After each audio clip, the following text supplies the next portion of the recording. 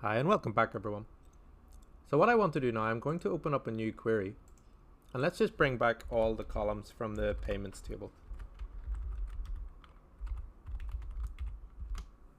Okay, and you can see we have a customer number, a payment date and an amount. So what I want to do, we want to create a running total of payments also ordered by the payment date. So let's just bring back everything. We don't really need check number, but we'll bring it anyway. And what we want to do is, again, we'll sum our amount over, and we're going to partition this by the customer number and order it by the order date. And that's going to be running total payments. Okay, done something wrong. Yep, I'm so used to using order date that I've put it in here. So I'm going to do payment date. Yeah, so now it's partitioned there, or sorry, it's ordered by payment date. So let's just show each customer. So customer 103, 3 payment dates and a running total of our payments, similar to our sales. Okay, so now we can bring this query in as a CTE into our main query. So let's just do this after our running total sales CTE. And I'll just name it payments CTE as, and then we can just paste in our query, close our brackets. So we don't have to query from this, we can still just show what we did before. But now we have an extra table which we're going to want to join to our running total sales CTE. Okay, so let's do that. Let's do a left join. So we'll just name our running total sales CTE T1 and we'll left join our payment CTE T2. And if you remember, our payment CTE has a customer number. So we have T1.customer number equals T2.customer number. Okay, and then we'll look at customer 103 for our example. So let's just show customer 103 where T1.customer number equals 103. So we would only expect 3 rows here, and we want to see our running total payments. Okay, so I can see we have a customer number is ambiguous. Yep. Oh, yep. This one. So we're bringing it from our first table, T1. But now we have multiple rows.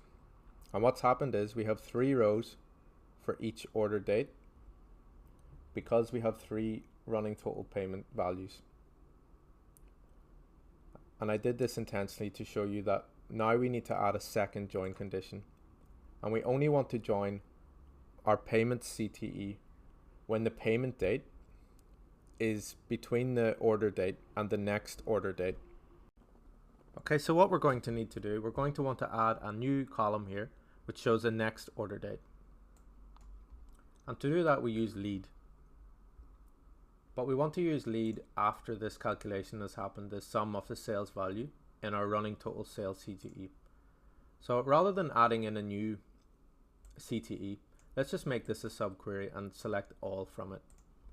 So after as, let's do a select star from, and then this is now a subquery.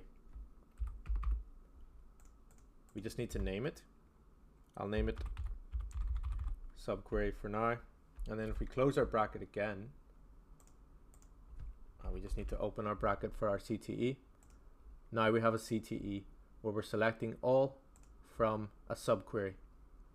Okay, so I do often like to just bring a subquery out just to highlight that it's separate. And now that the subquery calculation of sales value will have happened, we can add in another column using lead, and we lead our order date over, partitioned by customer number, and order by our order date.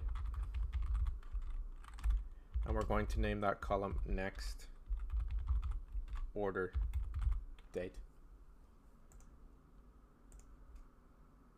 Okay, so we can minimize our subquery here if we like, but now we'll have all the columns displayed, and it should bring in a next order date column also, because it's now in our running total sales CTE.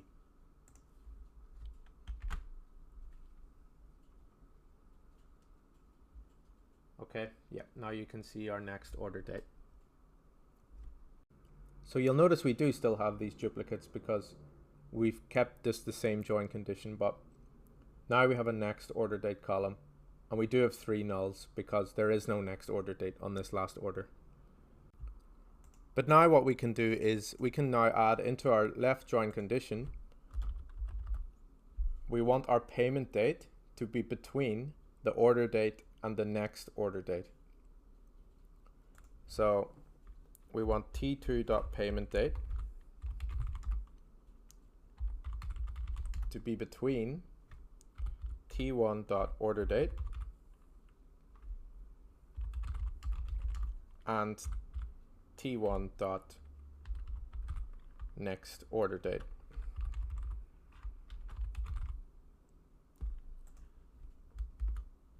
Okay, so now we only have the 3. So you'll notice it hasn't actually brought in our last column though from our running total payments. Let's just run our running total payments for customer 103 in our query that we created before.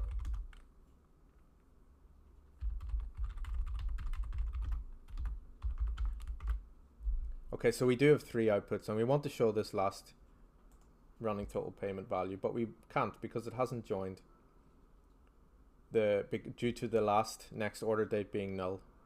So what we can actually do is we can change this condition to show a case when this is null, then use the current date. So let's do that. Next order date is null, then use current underscore date, else use next order date, end. Okay, and now we will see our running total payments, our last field here, because it's been able to join even though this next order date is null. Okay, so what we'll do now, we'll just remove our where statement here, and let's order our output by the t1.customer number. And let's have a look. Okay, so we do have an issue here. It's not displaying the running total payments when the customer didn't make a payment. So the customer may go through a period of making multiple orders without a payment, and this is what we're looking for. But we will be able to sort that by creating this calculation after. So let's just remove it from our payment CTE. And instead we can calculate it in our main query here.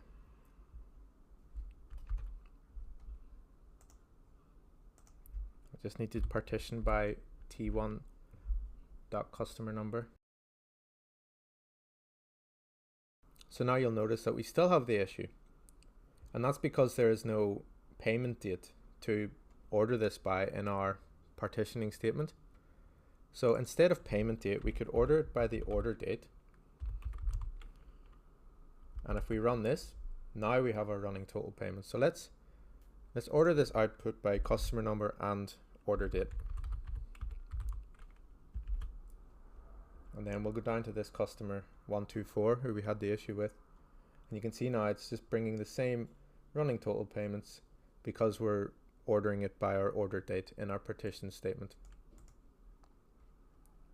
Okay, and now what we can do, we can just subtract our running total sales sorry, we'll subtract our running total payments from our running total sales to get the money owed. So let's do that. So we'll need to do it after this calculation happens. So we'll create another CTE and we'll just name it main CTE.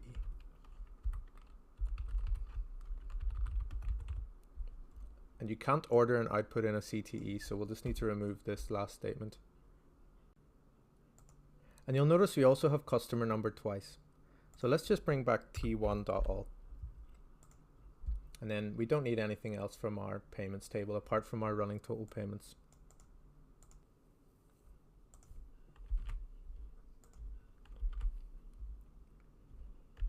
Okay, and then we'll do a select star. And then we also just want to do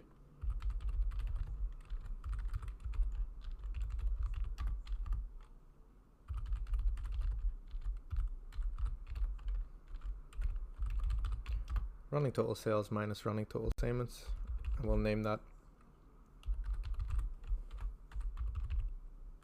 as money owed.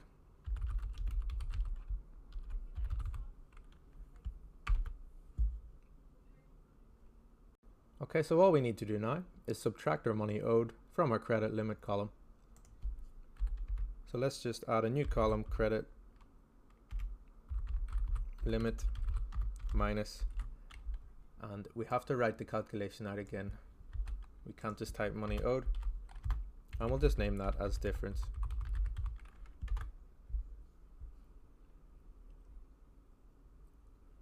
Okay, so the credit limit is still, it's the same. Whenever difference is the same as the credit limit, then they don't owe anything.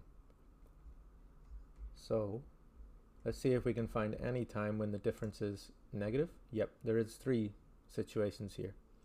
So the money owed is 50,000, but the credit limit's 41,900. So they've gone over their limit. Okay, so we could send this output in reply to the email, and I know it was much more difficult query to write, but we covered many topics here. We have multiple CTEs which we join together, and we used the subquery within a CTE. We used our lead function, and you also learnt about some functions as well over partition by to calculate our running totals. Okay, so I'll see you in the next section. Thanks.